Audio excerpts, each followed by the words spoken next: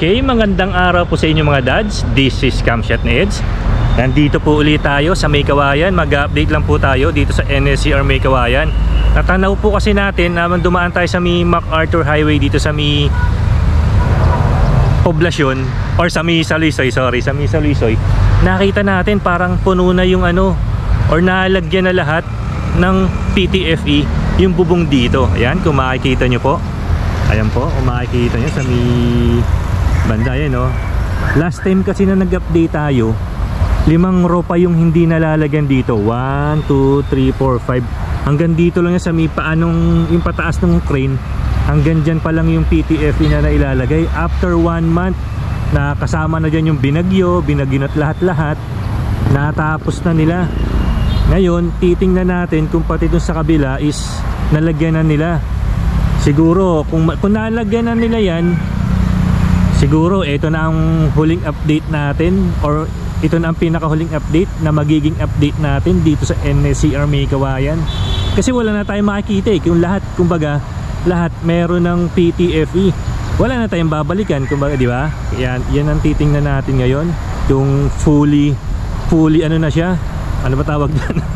Kung nalagyan na talaga lahat. Okay, paliparin na po natin ang ating drone. Ito na po.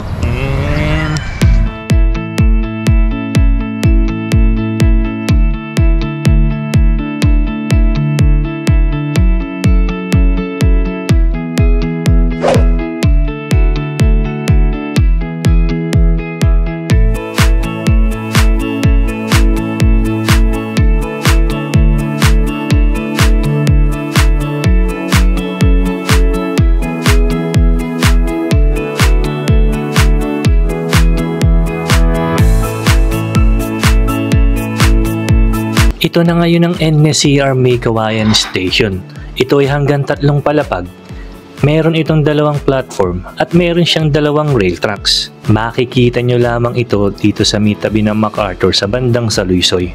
Kasama itong istasyon na ito na hawak ng Taisei DMCI joint venture na kinabibilangan ng NSCR West Valenzuela, NSCR Marilao at ang NSCR Bukawi Station.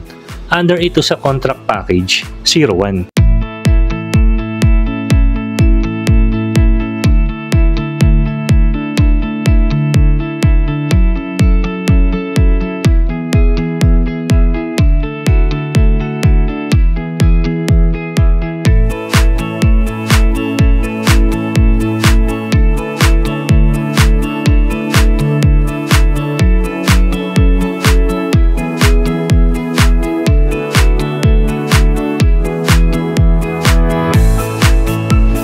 Kung mapapansin nyo, halos patapos na ang paglalagay dito ng PTFE na ang ibig sabihin ay polytetrafluoroethylene. At kitang-kita natin dito sa aerial shot natin na 1 row na lang ang kulang para makumpleto na ang mga PTFE. Once na makumpleto na ito, siguro ito na ang magiging huling update natin dito sa NSCR May Kawayan. Kasi wala na magbabago dito sa itsura nito As is na to hanggang sa matapos na itong ginagawang istasyon na ito.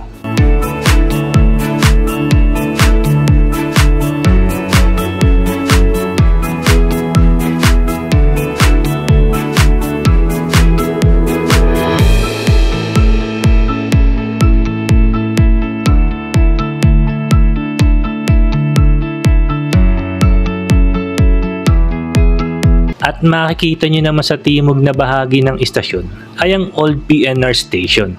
Nakapreserve ito at makikita nyo na nakabalot ito ng scaffoldings.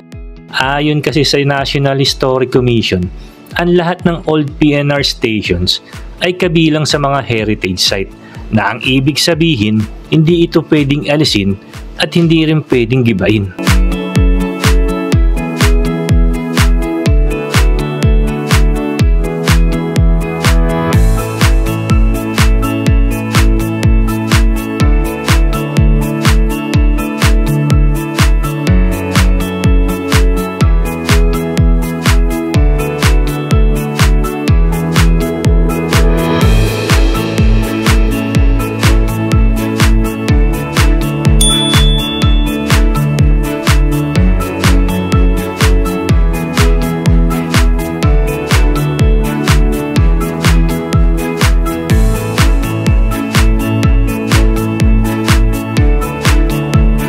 Ito naman ang bakante at abandonadong na construction yard na isa sa subcontractor ng Taisei DMCI. Dito ginawa ang mga precast segmental box girders na nakita nyo sa kahabaan ng Valenzuela hanggang sa Bukawi. I-shoutout ko lang yung isang subscriber natin or ang follower natin, si Sir Chris Mendiola.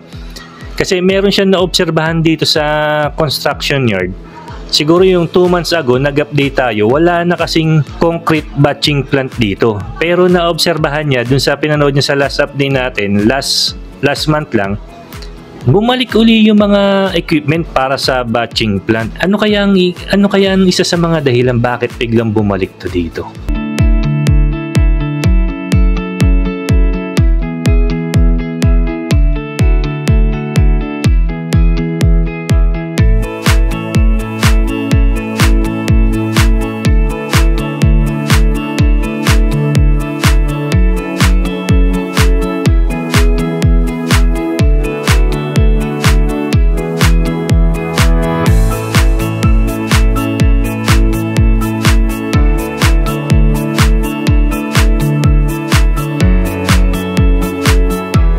Siguro nagtataka kayo bakit kaka-update ko lang dito ang matago. In-update ko na naman kasi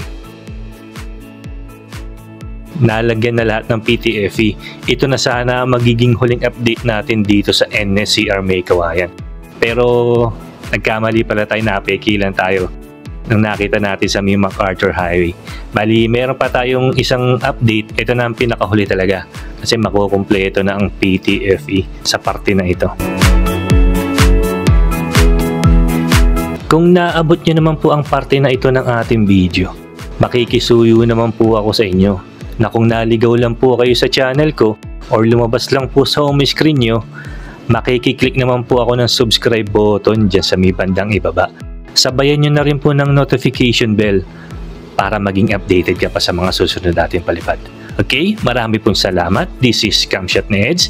Kita-kits po ulit tayo sa mga susunod nating vlog.